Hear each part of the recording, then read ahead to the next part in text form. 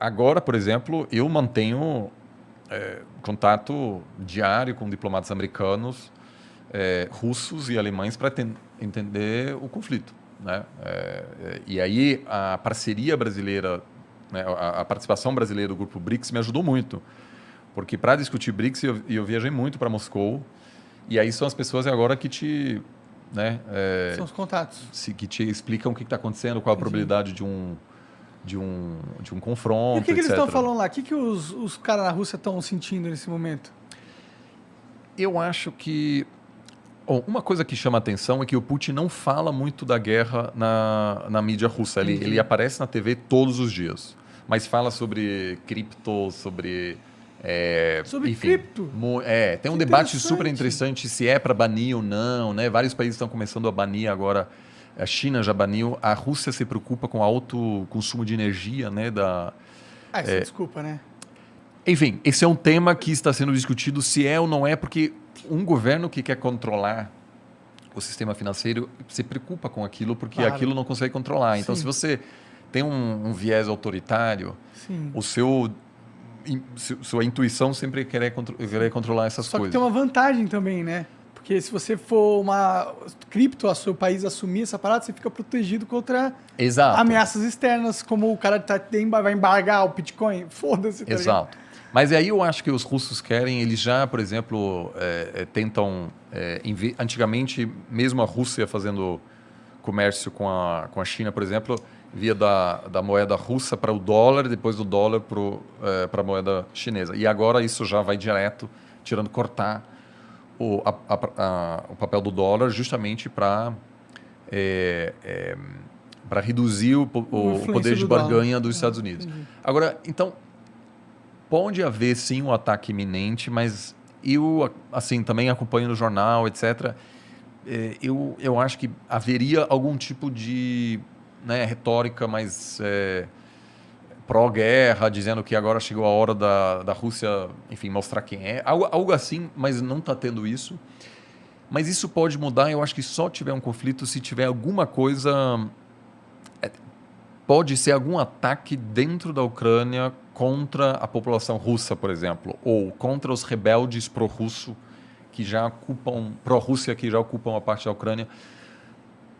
Eu ainda acho que o cenário mais provável é uma pequena invasão, que na verdade é uma violação da soberania, mas não uma ocupação inteira, porque daí você teria o mesmo problema que os Estados Unidos tinham no Afeganistão. Aham. E no Iraque, que você começa a ter rebeldes, guerrilha. E isso aí vira um pesadelo. O presidente que está lá agora, ele é pró-Rússia? Não, o presidente, o Zelensky, é uma pessoa, enfim, que é um comediante. E o papel dele, que ele mais fez sucesso, foi de presidente da Ucrânia. Você tá de Peraí, ele é sacanagem. comediante? Ele era, essa é a profissão dele. Que pira, ele cara. tinha um Caralho, programa... É o Bolsonaro do... Não, ele nos programas ele enfim, era o presidente, só que no programa dele. A eleição dele é um sinal de um cansaço terrível da população ucraniana com o sistema político, muita corrupção. Então, quando eles elegeram esse cara, também foi uma forma do eleitor dizer à elite política, a gente cansou de vocês. Então, ele tem uma posição mais pró-Ocidente, é mais popular do lado da Ucrânia, que fica perto enfim, da Europa. E aí a Ucrânia vem tendo presidentes que às vezes são mais pró-Rússia, mais pró-Ocidente. O atual tem uma taxa de aprovação baixíssima. Então tem duas teorias. Ou uma invasão levaria ao colapso porque a população diz: eu não vou morrer defendendo esse governo, que é um palhaço, é um profissional de fato. Que loucura. Volte a fazer o que você estava fazendo. Uma pessoa que não sabe governar, etc. É muito raro você ter uma pessoa que vem totalmente de fora e faz um bom governo. Porque é muito difícil governar e o cara não tinha Ainda nenhuma mais se a sua experiência. experiência era atuar como presidente. Atuar E a- mesmo no teatro. E a outra, Exato. mas a outra alternativa é a invasão desperta, de repente, um apoio ao governo. E não dá pra saber, né? Não dá para saber. Isso que aconteceu, aliás, no governo Bush, no 11 de setembro. O Bush já estava assim, as pessoas começavam a perceber que aquilo não era um bom presidente, né? Uma pessoa muito incapaz, etc. Aí aconteceram os ataques, viram Bush com a bandeira americana lá em Nova York e, de repente, de um dia para outro, tinha uma taxa de aprovação muito alta, que levou ele à loucura para, né? Enfim, que ele Guerra ao levou terrorismo. no final a guerra no Iraque, que um líder menos popular jamais poderia ter feito. Então, ninguém sabe como a Ucrânia vai reagir. Isso é o grande problema e isso também é o problema do Putin. Porque ele claramente não quer se envolver aí no negócio que, aliás, a Rússia já viveu nos anos 80 quando invadiu o Afeganistão. Ficou 10 anos lá e foi um terror. E o que aconteceu naquela época? Os americanos começaram a financiar os Mujahideen, que depois explicam a ascensão do Talibã.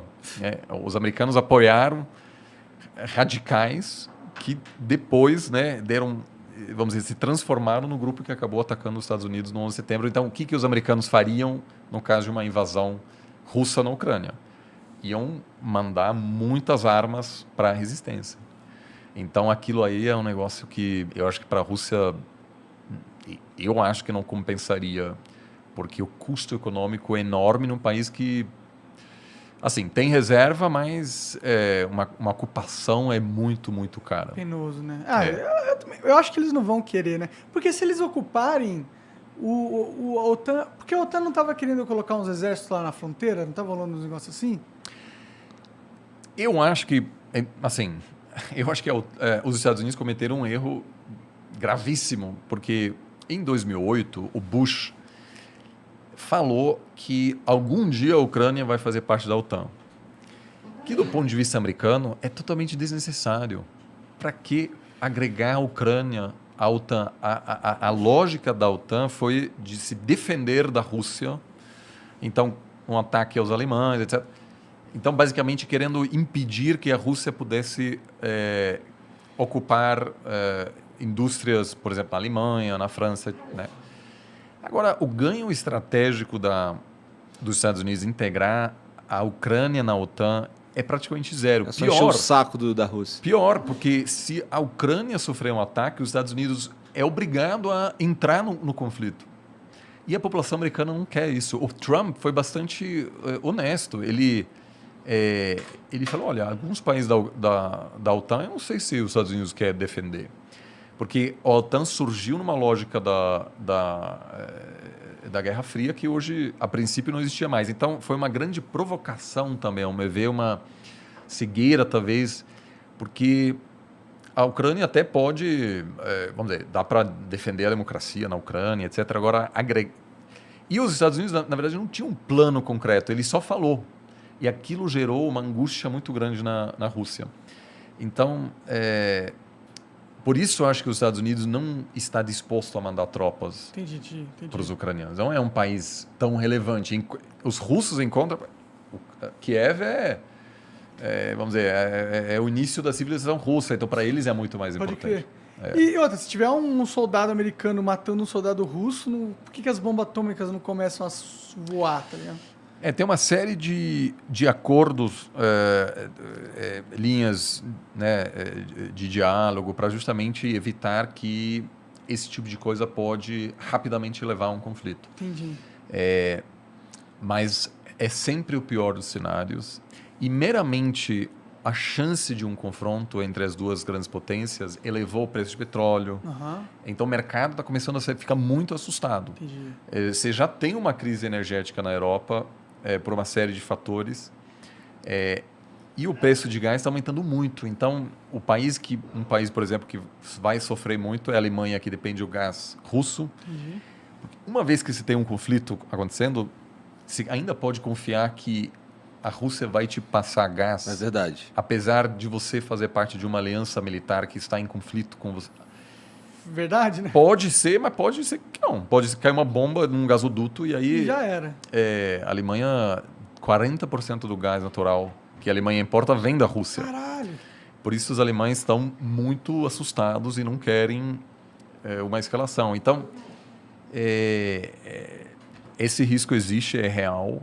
Tem muitas manobras acontecendo do exército americano perto do exército russo no Mar Negro. Isso é muito assustador, porque às vezes é um erro humano que pode levar a, enfim, um confronto que pode levar a um conflito. Foi assim que a Primeira Guerra Mundial começou. Foi uma guerra sem querer. Ninguém queria iniciar a Primeira Guerra Mundial. Então, nesse caso, portanto, os diplomatas se desempenham tanto agora em querer baixar as tensões, basicamente. Entendi.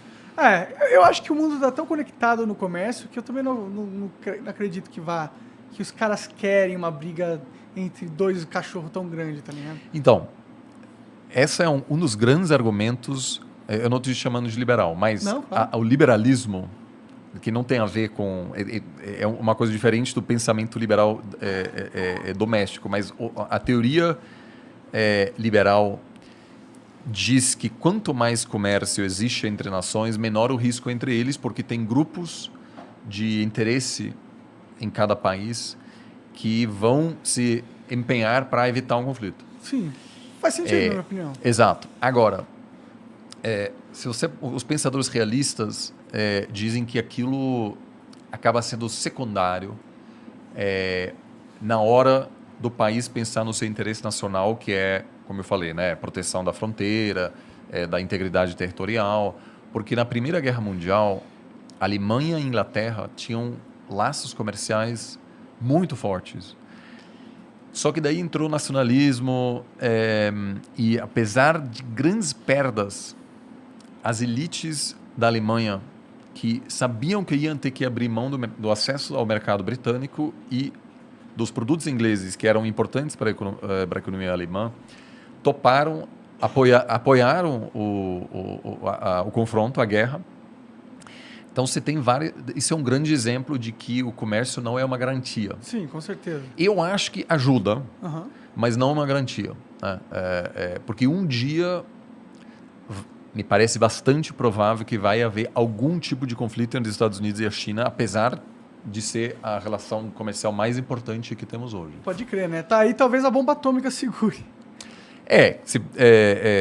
Corretíssimo. A presença das armas nucleares é uma espécie de... É um incentivo para evitar um confronto. Porque... Se o confronto existir, é fim de jogo para todo mundo, né? Exato. Então, hoje eu acho que a chance de um confronto envolvendo soldados americanos e russos é pequeno. O grande drama dos Estados Unidos é que os Estados Unidos não quer fazer de tudo para defender a Ucrânia. E a Rússia sabe disso. Então, a Rússia, no fundo, sabe que pode ocupar a Ucrânia e que vai ver... eles vão mandar tropas, etc. Eles vão mandar equipamentos militares, mas isso não vai ser suficiente. Você, de fato, para defender, você precisa de tropas defendendo o país. Segurando os equipamentos. Não vai haver... não tem apoio americano na população para defender um país que a maioria nem sequer sabe onde fica. E que tem um valor estratégico pequeno. Talvez 15 anos atrás, 20 anos atrás, até daria.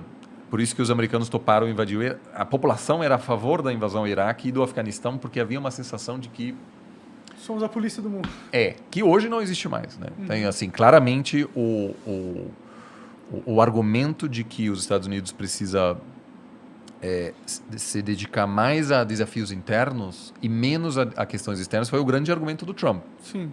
E o Trump, sem a pandemia, tivesse sido reeleito super tranquilamente. É mesmo? Sim. Olha lá, que interessante. Ele não soube gerenciar. Entendi. Então, esse desejo de marcar presença, etc., hoje não existe mais.